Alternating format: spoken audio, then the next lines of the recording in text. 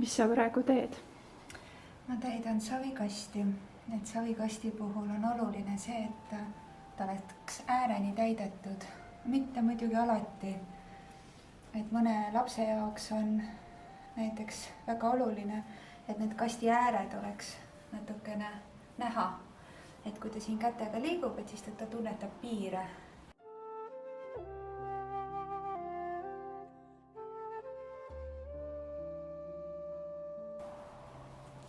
Et siin on jah, siis saviga täidetud puidust kast. Et ühest küljest on see siis stabiilne, ehk siis see kast siin ümber.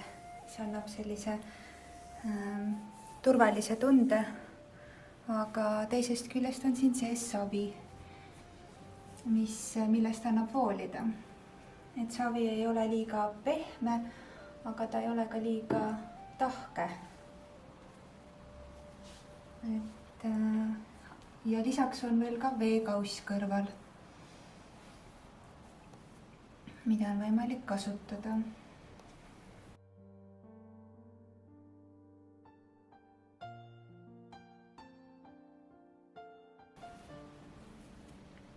Mis on need peamised probleemid, mille puhul savist võib abi olla? No põhimõtteliselt tegelikult kõige jaoks. Et aga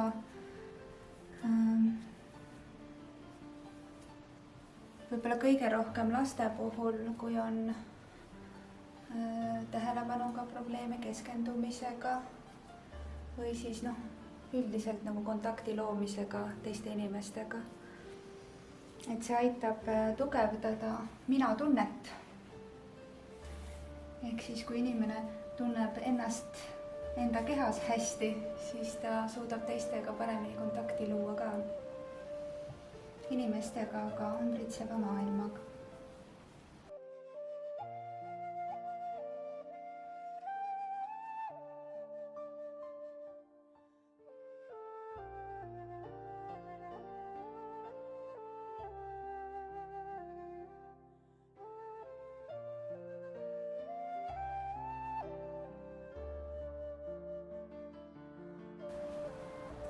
Et jah, et kõik see, mida me teeme kätega või mida me loome kätega, see mõjutab seda, kuidas me ennast tunneme ja tegelikult, kuidas me mõtleme ka millestki.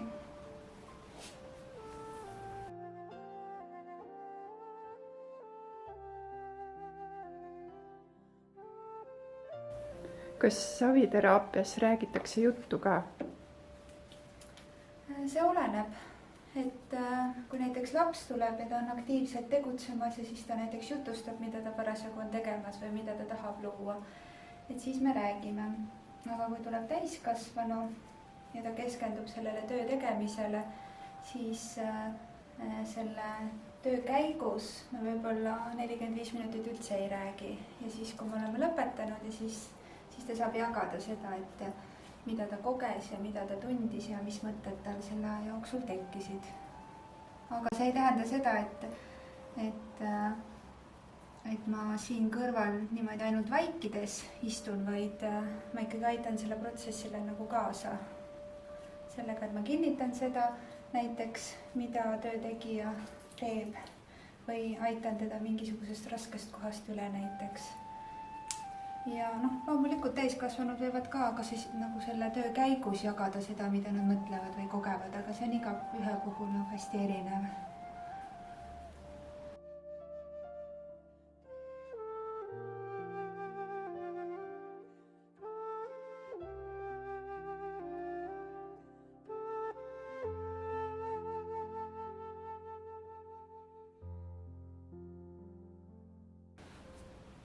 Kuidas sinu praktika on näidanud, et mitu korda seda tööd saviväljal on olnud vaja teha selleks, et juba tulemused hakkaksid ennast ilmutama?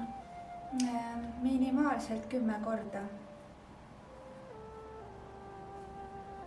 Et 10 korda on jah selline kordade arv, mida peaks vähemalt läbi tegema. Et mingisuguseid selliseid esmaseid ja väikeseid samme näha ja muutuseid. aga see on ka väga erinev inimeste puhul ja laste puhul, täiskasvanute laste puhul siis.